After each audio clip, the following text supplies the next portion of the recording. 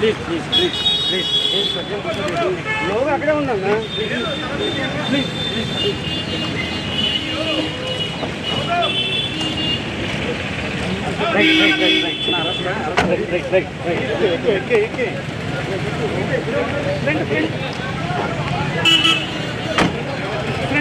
Satish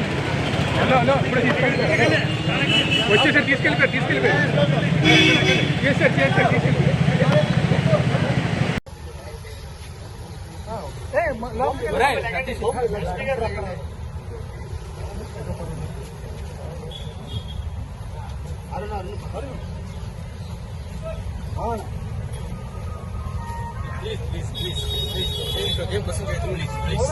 please please please please please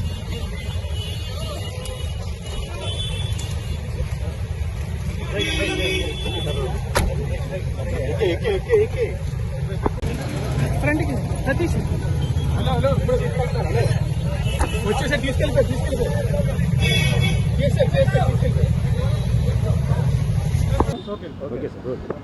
దళిత యువకుడు వీధి సుబ్రహ్మణ్యాన్ని అతి కిరాతకంగా హత్య చేసి డోర్ డెలివరీ చేశారనే నేరాపణం మీద అనంతబాబు అతని భార్య లక్ష్మీదుర్గ గారు విచారణ ఎదుర్కొంటూ ఉన్నారు. అయితే ఈ కేసు జిల్లా కోర్టులో ప్రత్యేక న్యాయస్థానంలో విచారణ జరగడానికి సిద్ధంగా ఉండగా ఆ సాక్షుల్ని కాకినాడలో ప్రభావితం చేయడానికి, భయపెట్టడానికి, తప్పుడు సాక్ష్యం చెప్పడానికి, అలాగనే ఒక్కొక్కరికి ₹1,00,000 చొప్పున క్యాష్ను ఇచ్చేసి బలవంతాన్ని ఇచ్చేసి చెప్పకపోతే తీసుకోకపోతే మిమ్మల్ని చంపేస్తామని బెదిరించారని వాళ్ళు ఫిర్యాదు ఇచ్చారు సర్పవరంలో. వాళ్ళ నలుగురు దగ్గర నుంచి కూడా ₹4,00,000 పోలీసు వాళ్ళు స్వాధీనం చేసుకున్నారు. అలానే ఎవరైతే ఇది పరిష్కారం చేసి సాక్షులను ప్రభావితం చేయాలన్నారో ఆయన కూడా 4వ ముద్దాయి. ఆయన ఒప్పుదల స్టేట్మెంట్ ప్రకారం కూడా ఆయనకు కూడా ₹1,00,000 ఇస్తామని 25,000 ఇచ్చారు. ఆ 25,000 కూడా ఒప్పుదల స్టేట్మెంట్ ప్రకారం 25,000 కూడా స్వాధీనం చేసుకున్నారు. ఇదంతా అయిన తర్వాత అనంతబాబు గారిని A1 మొదటి ముద్దాయిగా పెట్టి మరొక 4 మీద కేసు నమోదు చేశారు.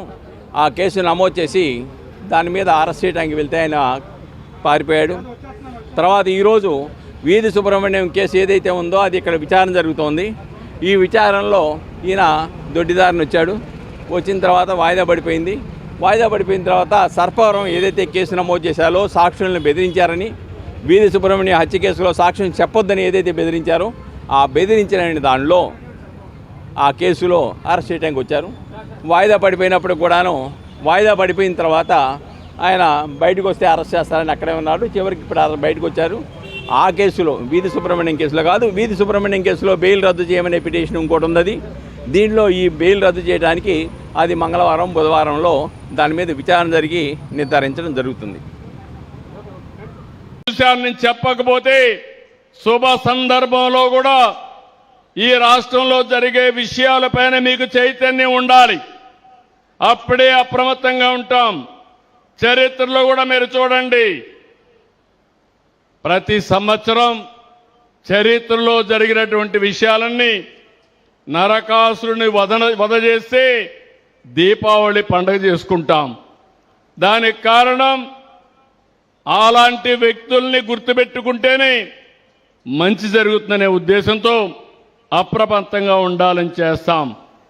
నిన్నే కడపలో దస్తగిరి అనే వ్యక్తిని చంపేశారు. చంపిన తర్వాత ఇన్వెస్టిగేషన్ చేసి ఎవరు తప్పు చేస్తే వాళ్ళపైన యాక్షన్ తీసుకుంటాం. కానీ వాళ్ళు చేసేది చూస్తే వివేక హత్య తరహాలో మోసం చేయాలనుకున్నారు. మీకు అందరికీ జ్ఞాపకం ఉంటుంది, నేనే ముఖ్యమంత్రి, వివేకానందుడి హత్య జరిగింది. జరిగితే సాక్షి టీవీలో గుండెపోటుతో చనిపోయాడన్నారు. నేను కూడా అయ్యో పాపం అన్నాను. ఆయన కూతురు ఇన్వెస్టిగేషన్ చేయండి, పోస్ట్ మార్టం చేయమని అడిగింది. మనం ఏ తప్పు చేయలేదు చేయమన్నాను.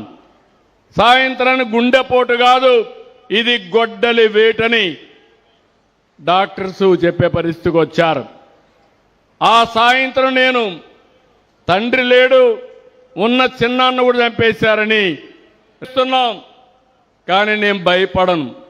మీ అందరికీ తెలుసు, మీ ప్రాణాలు కాపాడడానికి, ప్రజల ఆస్తులు కాపాడడానికి ఒకప్పుడు తీవ్రవాదులతో పోరాడితే అదే తీవ్రవాదులు వెంకటేశ్వర స్వామి సన్నిధిలో 23 క్లేమోర్ మైన్స్ నా మీద బ్లాస్ట్ చేస్తే సాక్షాత్తు వెంకటేశ్వర స్వామి ప్రాణభిక్ష పెట్టాడు తప్ప ఇంకోటి కాదు.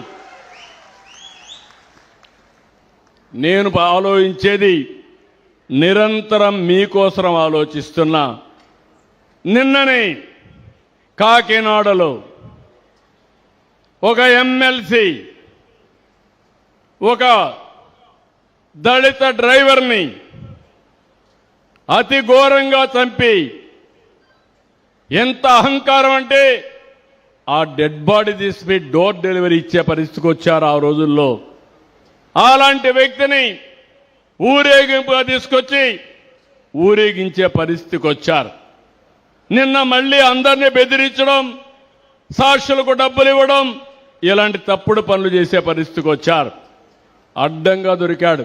తప్పు చేస్తే ఇక్కడ ఉపేక్షించడానికి ఎవ్వరూ సిద్ధంగా ఉండరు. ఈ విషయాలు వీళ్ళు గుర్తుపెట్టుకోవాల్సిన అవసరం ఉంది. నేను అందుకే మీ అందరికీ ఒకటే చెప్తున్నాను, ఈ యొక్క రాజకీయ పార్టీ యొక్క ఐడియాలజీని మీరు అర్థం చేసుకోవాలి. వీళ్లకు దూరంగా మీరు ఉండాలి, సమాజానికి దూరంగా వాళ్ళని పెట్టాల్సిన అవసరం ఉంది. మేం మళ్ళీ వస్తే ఏ రాజకీయ పార్టీని చేసేది మంచి చేస్తూ ఉంటాం.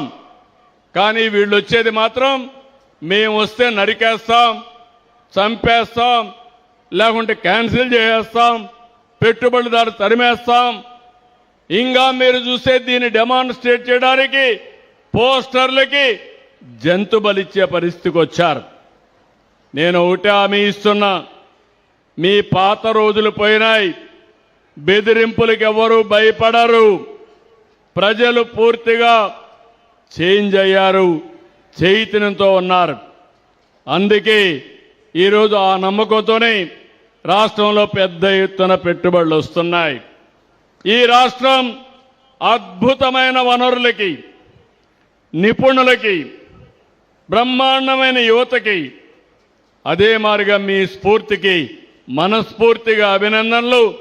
నా మీద నమ్మకం పెట్టుకొని మీరందరూ భూములు ఇచ్చారు. మళ్ళీ మళ్ళీ ఆమె ఇస్తున్నా, భూమి ఇచ్చిన మీకెవ్వరికీ నష్టం జరగకుండా మిమ్మల్ని పైకి తీసుకొచ్చే బాధ్యత, అన్ని విధాలు ఆదుకునే బాధ్యత ఈ ప్రభుత్వానిది. నేను అందుకే ఒక మాట చెప్పాను, ఒక నమ్మకం, ఒక అమరావతికి ల్యాండ్ కావాలంటే 29,000 మంది రైతుల ముందుకు వచ్చి 33,000 ఎకరాలు భూమి ఇచ్చారు. ఆ రైతులకు అన్యాయం జరగల, వాళ్ళ జీవితాల్లో మార్పు వస్తుంది. సమైక్య ఆంధ్రప్రదేశ్లో ఆ రోజుట్లోనే నేను ఒక ఎయిర్పోర్ట్ కట్టాలంటే 5,000 ఎకరాలు భూమి శంషాబాద్లో ఇచ్చారు. నేను ఆ రోజు కూడా చెప్పాను, మీరిక్కడ భూమి ఇచ్చారు, పక్కనే భూమి కొనుక్కోండి, వ్యాపారాలు పెట్టుకోండి, మీ జీవితాల్లో వెలుగులు వస్తాయని చెప్పా. నన్ను నమ్మారు, భూమి ఇచ్చారు, చెప్పింది చేశారు. ఇప్పుడు మీకు కూడా ఒకటి హామీ ఇస్తున్నా, ఇక్కడుండే రైతాంగానికి ఆదాయం వచ్చేట్టుగా, మీ పిల్లలకు ఉద్యోగాలు వచ్చేట్టుగా స్కిల్ డెవలప్మెంట్ చేయడమే కాకుండా మిమ్మల్ని చిన్న చిన్న పరిశ్రమలు పెట్టుకునేట్టుగా, వ్యాపారాలు పెట్టుకునేట్టుగా మిమ్మల్ని తయారు చేసే బాధ్యత ఈ ప్రభుత్వానిదని మరొక్కసారి మీ అందరికీ హామీ ఇస్తున్నాను.